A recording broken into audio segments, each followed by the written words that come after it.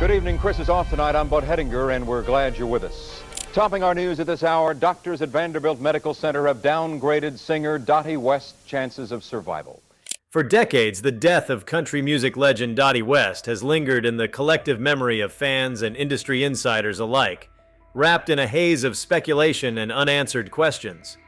Her tragic passing in 1991 following a car crash seemed on the surface to be a grim accident, a moment of poor timing and unfortunate circumstances. But now, with fresh investigative revelations and long-hidden details brought into the light, the case has taken a jarring turn. The truth behind what really happened that fateful day has finally come into focus, and it's nothing short of shocking. Before we start, smash the like and subscribe buttons for more updates. Dottie West, known for her velvet voice and trailblazing role as one of country music's most influential female artists, had been on her way to perform at the Grand Ole Opry when disaster struck. Her car, driven by her friend George Thaxton, broke down on the shoulder of a Nashville interstate. In what was initially deemed a stroke of tragic luck, a second vehicle came to assist, and she climbed into it. But before they could make it far, the vehicle crashed at high speed, severely injuring West. She died days later in the hospital from internal injuries. At the time, the narrative was simple: a combination of bad judgment, a failing car, and a high-speed ride gone terribly wrong. However, new investigative reports suggest a far darker reality.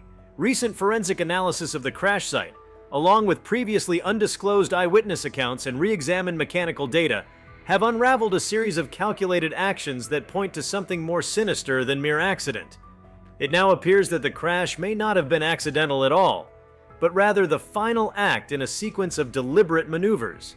Key to this revelation is the new evidence uncovered in the vehicle's data retrieval systems, a feature uncommon in cars of that era, but retrofitted in some private vehicles used by industry insiders for safety testing and liability tracking.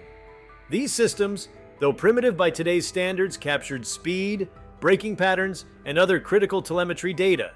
The analysis of that information, conducted by a team of independent automotive experts, revealed a deeply unsettling timeline. In the seconds before the crash, the car accelerated rapidly, swerving erratically in a pattern inconsistent with any attempt to avoid an obstacle. There were no skid marks at the crash site, suggesting no effort had been made to brake or regain control. Adding to the mystery was the behavior of the driver, who had claimed to be offering West a ride out of kindness. This individual, who remained largely under the radar during the initial investigation, has now come under scrutiny for connections to a complex web of financial disputes and strained professional relationships within the country music scene.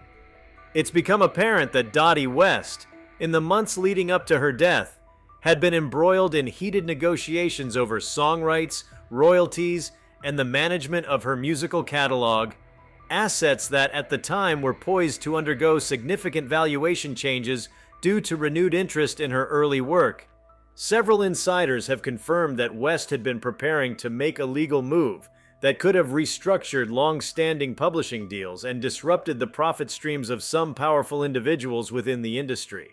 The timing of her death, just days before key legal motions were to be filed, has prompted speculation that her removal may have served the financial interests of others. More than one analyst has noted the confluence of events that, in hindsight, seem chillingly well-timed. Perhaps most jarring is the emergence of audio recordings captured during private conversations between industry executives and legal consultants, which were recently made public through a leak.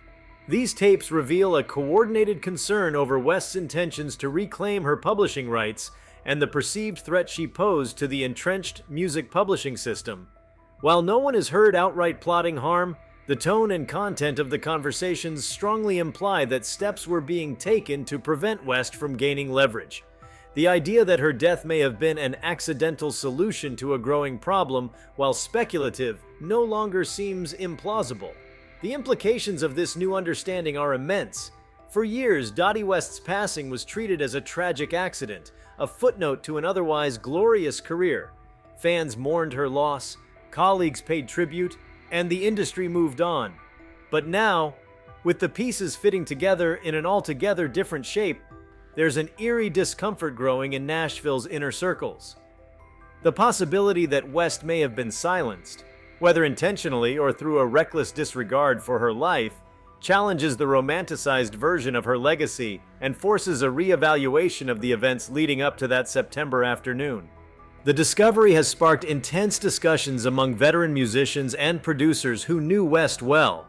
Many recall her talking openly about taking control of her career in ways that were unusual at the time, especially for a woman in a male-dominated industry.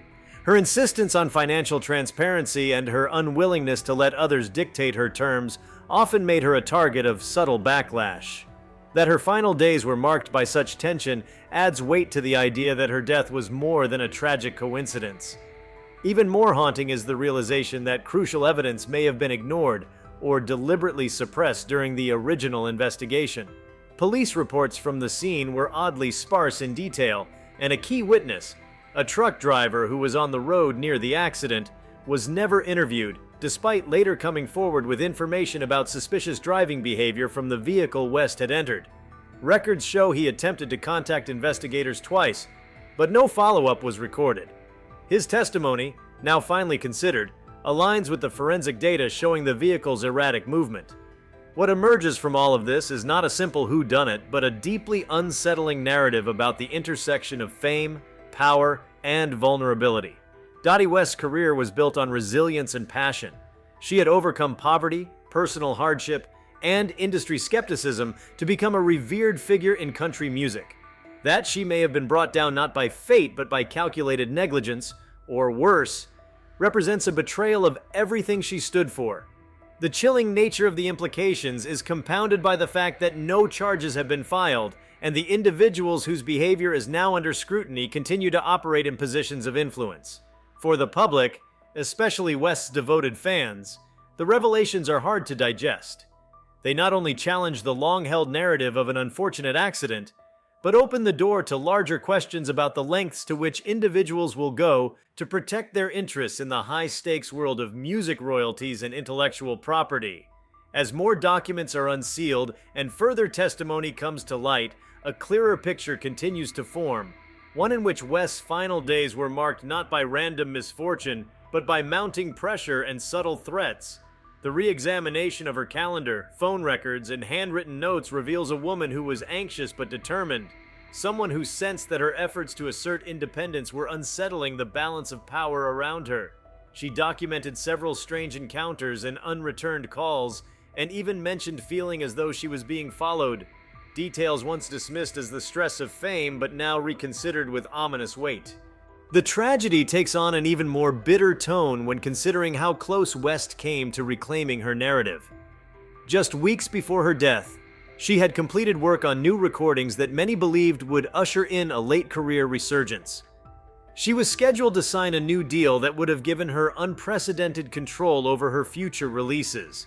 Instead, those plans died with her, and her unreleased material was quietly shelved, with ownership tied up in contracts she never had the chance to contest. Behind the public shock and media attention lies a quieter, more unsettling truth. If Dottie West's death was indeed a preventable event, if it was, as the emerging evidence suggests, something more than a tragic accident, then the forces that allowed it to happen are still unaccounted for. The mechanisms of silence and power that obscured the truth for so long still exist, and the reluctance of certain entities to reopen the case signals an unwillingness to reckon with uncomfortable realities. But the lid is off now. The resurfaced evidence and growing calls for accountability have ignited a firestorm of interest. Independent journalists, musicians, and fans alike are demanding transparency. The renewed attention may not undo the past, but it is starting to fracture the protective shield that surrounded those involved in West's final chapter. Though she's no longer here to fight for herself, the truth that is finally emerging is beginning to restore her agency piece by piece. This shocking revelation forces a re-evaluation of how history is written, especially when it involves powerful industries and beloved figures. It's a cautionary tale of how easily a life can be reduced to a line in a biography, even when that life was lived loudly, passionately, and defiantly. Dottie West was more than a victim, she was a visionary. Her tragic end, now viewed through a much darker lens, only amplifies the significance of her fight for autonomy in a world that often worked against her. As the dust settles around this new chapter of the Dottie West story, one thing is certain. The mystery that once seemed closed has been flung wide open. The shock of the truth reverberates beyond the accident scene, echoing into the corridors of power where decisions were once made behind closed doors. And in those echoes, the voice of Dottie West, once silenced, is being heard again clearer than ever. The clarity now surrounding Dottie West's death has pushed many to examine the intricate network of relationships and rivalries that define the final phase of her career. With the veil finally lifted from the circumstances of her passing, the focus has turned toward the machinery of the country music industry itself, its hierarchy, the unspoken rules that governed it, and the pressure it placed on those who dared to question its balance. West, by the early 1990s, had become more than just a celebrated singer. She was evolving into a businesswoman determined to reclaim her narrative, and that made her a disruptive force in an industry that wasn't ready for her defiance. The patterns that emerge now paint a portrait of a woman increasingly isolated, even as she stood at the edge of creative and financial reinvention. West had not only fought to escape controlling management deals in her earlier career, but had also become more vocal about the disparities she witnessed between what male and female artists were offered, how profits were distributed, and the power dynamics that operated behind closed doors. In a way, she was entering the role of a whistleblower before the term had been popularly applied to the music industry. She had seen too much and understood too well how the game was played, and she was preparing to speak. West's decision to audit her royalties was among the most significant and controversial moves she made in her final year. She initiated a full financial investigation into the years of music publishing arrangements, some of which dated back to the 1960s. The preliminary reports she received indicated inconsistencies in payments and possible misreporting of song placements in foreign markets. Several songs that had seen global licensing and performance fees appeared to have their earnings diverted through complex third-party channels cloaked in legalese. The more she uncovered, the more unsettling the picture became. She wasn't just seeking clarity, she was preparing to take legal action. And that terrified the gatekeepers. It wasn't just about money. West's early works, many of which she co-wrote or held partial rights to, were regaining cultural traction. A new wave of country music fans, along with critics, had begun to reappraise her influence in shaping the genre's softer, more emotionally driven direction. Her voice, her style, her compositions, all were being reconsidered with reverence. With that renewed attention came value. Her music was becoming an intellectual property goldmine, but for West to profit from that resurgence, she needed control. Control that had been parceled out through old deals signed when she had little leverage. Behind the scenes, tensions grew. Executives began pressuring her to settle quietly, offering buyouts and restructuring terms that grossly undervalued her catalog. When she refused, the tone shifted. Associates warned her of stalling tactics. Some advised her to let it go, citing how the industry protects its own. But West wasn't deterred. She had weathered hardship before, financial ruin, divorce, public scrutiny, and she wasn't afraid of a legal fight. Still, the stress was mounting. Confidential notes found in her belongings, now authenticated by experts, detail her increasing unease. She described being approached by individuals she didn't recognize, watching cars follow her for extended periods, and even receiving calls where the line would go silent after she answered. There were entries about unusual behavior from those close to her, particularly those who had prior professional stakes in her catalog. The entries reveal a mind torn between determination and fear. She had grown suspicious of nearly everyone. Meanwhile, those circling her career saw opportunity. A sudden death, while tragic, presented a way to freeze contracts in place, preserve outdated profit structures, and secure control over a valuable back catalog. With West gone, there would be no renegotiation. Rights and assets could be transferred, repackaged, and exploited under the guise of legacy preservation. And that's precisely what happened in the immediate wake of her passing. Deals were signed in rapid succession, rights consolidated, and unreleased recordings were suddenly locked away for archival purposes. Until now, few questioned the speed with which those posthumous arrangements unfolded. It all seemed like the normal business of honoring a beloved artist. But under scrutiny, the timing appears unnerving.